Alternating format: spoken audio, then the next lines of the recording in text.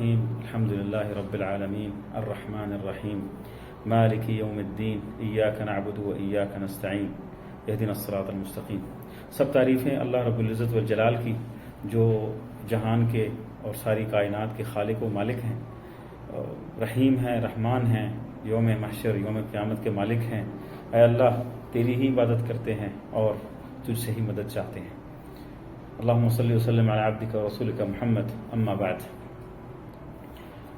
دوستوں سے معذرت خواہ ہوں، چونکہ رمضان میں طے ہوا تھا کہ ہم جو ہے خاص طور پہ یورپ والے احباب جو ہیں جن کو طے وعدہ کیا تھا کہ رمضان کے آخری عشرے میں انشاءاللہ ہم سلسلہ شروع کر دیں گے سیرت النبی صلی اللہ علیہ وسلم کا۔ سٹارٹ ہم نے شروع کرنا تھا تاریخی مقامات سے، لیکن چونکہ بہت سارے ایسے حالات بیچ میں آئے، کچھ مشورے ہوئے کچھ حضرات سے، تو اینڈ پہ فیصلہ یہ ہوا کہ سب سے پہلے ہم لوگ جو ہے سیرت النبی صلی اللہ علیہ وسلم کے ساتھ سیرت النبی صلی اللہ علیہ وسلم کے بارے میں سٹارٹ کریں اور ڈیٹیل سے شروع کریں، بالکل زیرو سے شروع کریں۔ کیوں؟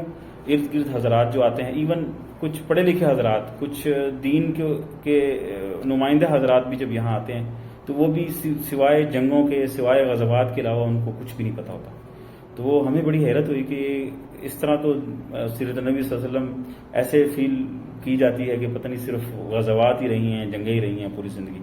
تو اس وجہ سے پھر کچھ اساتذہ حضرات نے یہ مشورہ دیا کہ آپ لوگ جو ہے نا سیرت النبی صلی اللہ علیہ وسلم کو سٹارٹ سے شروع کریں، رسول اللہ صلی اللہ علیہ وسلم کا جو قبیلہ ہے اس سے شروع کریں۔ سٹارٹ رسول اللہ علیہ وسلم کے نبوت سے پہلے، رسول اللہ علیہ وسلم کے دنیا میں آمد سے پہلے جو ہے آپ شروع کریں، عرب کے احوال اور قبیلہ قریش کے احوال، کیوں قریش چنا گیا اور لغہ عربیت کی کیا اہمیت تھی قریش کے اندر، جو اللہ تعالیٰ نے معجزانہ طور پر قرآن کریم نازل کیا رسول اللہ صلی اللہ علیہ وسلم پر۔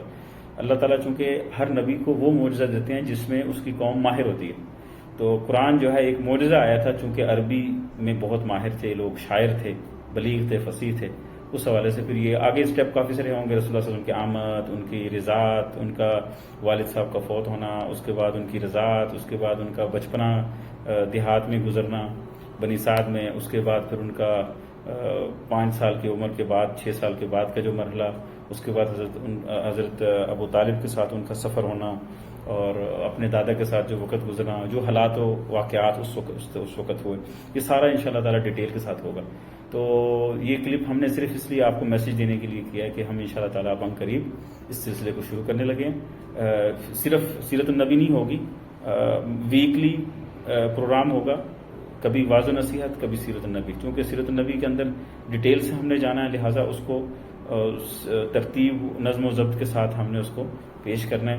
اس کے اندر تعلیمی جو ایفیکٹس ہیں وہ سامنے لے کے آنے ہیں، اس کے اندر جو معاشرے کے جو ایفیکٹس ہیں، چونکہ سیرت النبی بذات خود ایک سٹوری نہیں ہے، یہ ایک زندگی کا ایک قانون ہے، ایک نظام ہے، معاشرتی نظام ہے، سیاسی نظام ہے، دینی نظام ہے، سب کچھ اس کے اندر ہے۔ اگر صحیح طریقے سے ڈیٹیل سے دیکھی جائے تو یہ سیرت النبی ہی ہمارے لیے سب سے بڑا ایک قانون ہے زندگی گزارنے کا، اپنے ساتھ، فیملی کے ساتھ، ارد گرد رشتہ داروں کے ساتھ، احباب دوستوں کے ساتھ، پڑوسیوں کے ساتھ، ارد گرد ملکوں کے ساتھ، معاشروں کے ساتھ، حکومتی اعتبار سے، غیر مسلم کے اعتبار، غیر مسلم لوگوں کے ساتھ ڈیل کرنا، دشمنوں کے ساتھ، یہ ساری ایک جو ہے نا ایک گلدستہ ہے زندگی کا۔ رسول اللہ صلی اللہ علیہ وسلم کی زندگی جو ہے ایک اسباق ہے، ان پر ہم کام کریں گے۔ اس کے ساتھ ساتھ واعظ و نصیحت بھی ہوگی، اس کے ساتھ ساتھ درس قرآن بھی ہوا کرے گا۔